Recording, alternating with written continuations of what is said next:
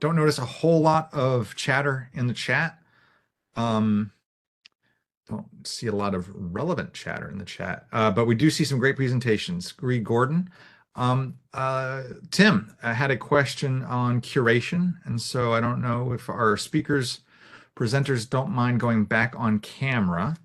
We can start working our way through the Q&A. Juliana, could you talk a little more about plans to preserve the handling histories of the samples, particularly keeping track of what happens to the samples when they're with the PIs outside of your control?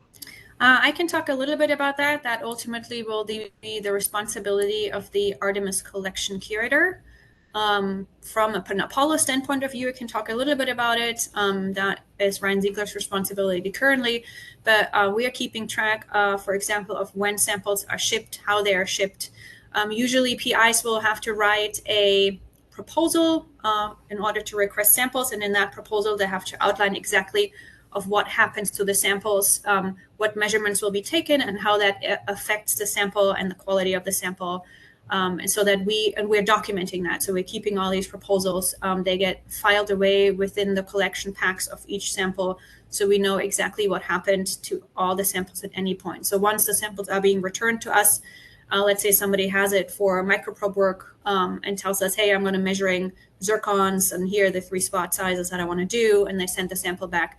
That has been recorded so that when somebody else requests a sample, we can assess whether that sample would be a good sample to send out to somebody else to do something similar or different work on it, so that the sample isn't compromised for whatever science needs to get done in the future. Great, thanks for that. Let's move on. I'll respond directly to the questions that I can, but Carly, as always, asks a provocative question. So I might ask Sarah or Deborah or Amanda to come and answer for us. What is the status of returning all caps cold samples? Isn't that the point of going to the polls? I would remind that's a point of going to the polls. But I see Sarah and Luna making a return appearance to this fine LSSW. So Sarah and Luna can weigh in certainly on cold sample return.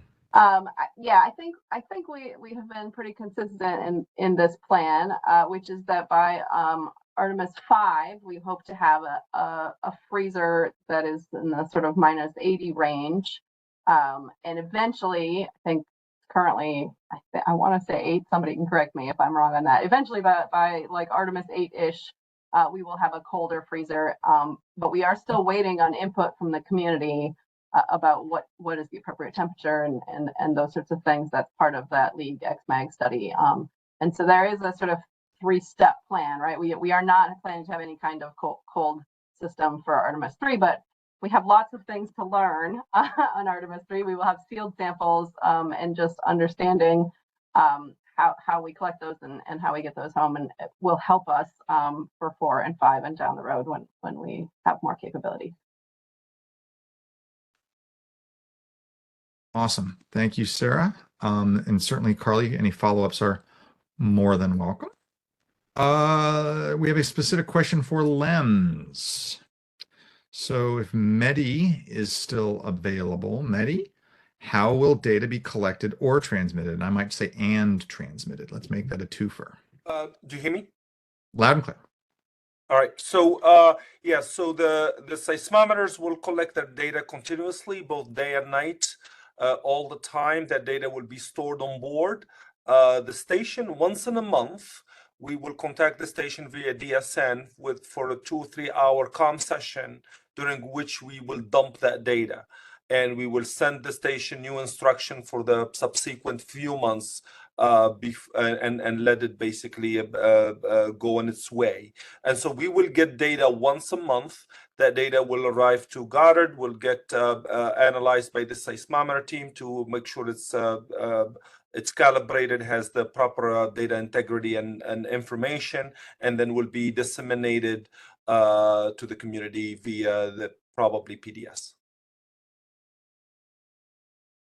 I can say almost certainly through the PDS is one mechanism, but I know that there's a number of ways to serve seismic data. We want to get that into everyone's hands as quickly as possible. Yep. Thanks for that, Mehdi.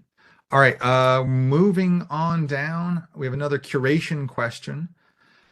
During transit to another lab, must the samples be under N2 atmosphere?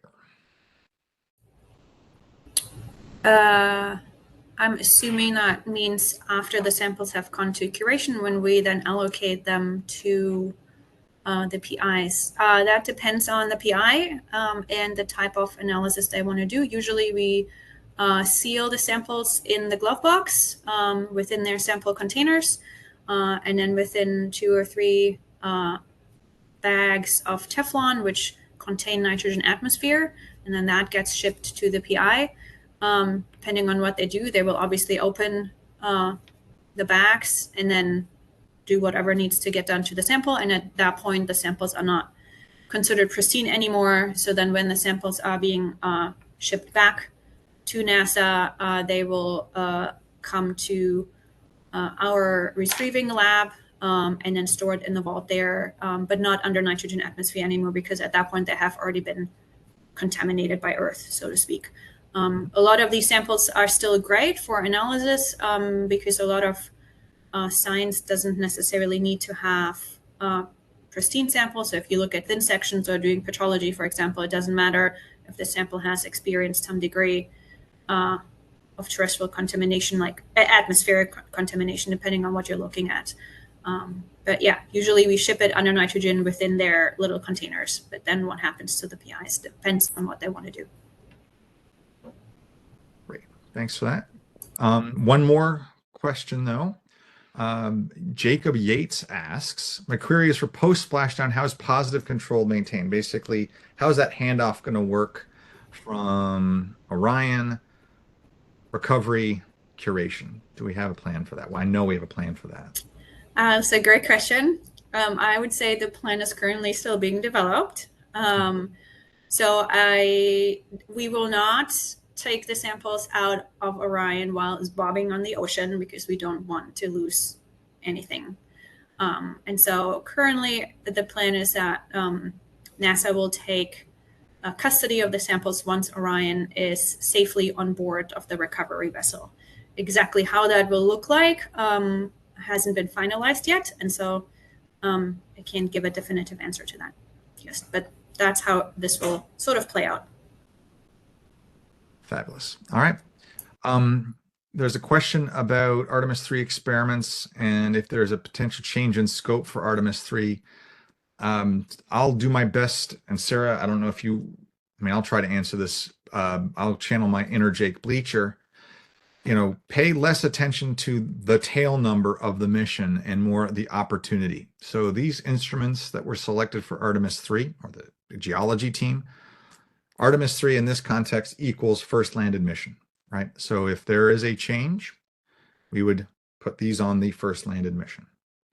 There's a follow-up question for Mehdi about LEMS. I don't know, Mehdi, if you want to just chime in and answer Gordon's question about how will we get the seismometer down the first few centimeters below the surface? So for the VBB, we'll ask the astronauts to trench. So they will be doing about a 20 centimeter deep trench. And for the SP, we'll have the seismometer sound will be about the diameter of the borehole. And so we expect it to go loosely within the hole left by the boring tool and go down to the bottom of that hole. Fabulous. All right. I would say if there are any other questions for Gordon for LEMS, please follow up with Mehdi. Thank you for that. There was another question about Avatar, and if Kevin is on, the budget justification documents Artemis manifest list and Artemis 2 payload called Avatar. What is that investigation? And as much as I always think of blue people when I think of Avatar, recently when I think of Avatar, I think of Kevin. So Kevin, can you weigh in on that question? Sure. We still need to announce that particular payload officially to the public. but it is a it's a tissue on a chip experiment. And that's as far as I can go into it right now. Fantastic. Good answer, Kevin. Thank you. And a question for Sarah. Any idea about when the Artemis 4 call for instruments will be issued? Gabriel asks. Is the question that we have an idea about when, or when will it be asked? Because I think we have an idea about it, but I'm not sure about when it will happen. So Sarah. Soon. Yeah, we're working it. Mhm. Okay. That answers the question. Do we have run out of questions in the chat? We have 4 minutes and 16 seconds, or we will make that ever so smooth transition to Sarah and your concluding remarks.